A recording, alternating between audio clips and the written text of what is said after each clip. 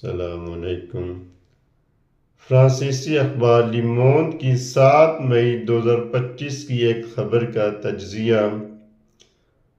अखबार पाकिस्तान और इंडिया के मौजूदा जंगी हालात के हवाले से पाकिस्तानी फौज के तर्जुमान का बयान नकल करते हैं कि पाकिस्तान ने इंडिया के 5 जंगी हत्यारे मार गिराए हैं, जिनमें से 3 फ्रांसीसी राफेल हैं।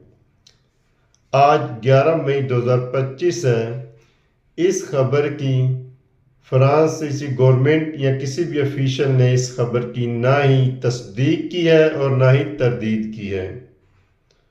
अखबारी दुनिया में जो ये रवैया आता है, ना ही किसी वाक़े की तस्दीक की जाए ना ही तरदीद की जाए, तो इसे हाँ ही समझा जाता है।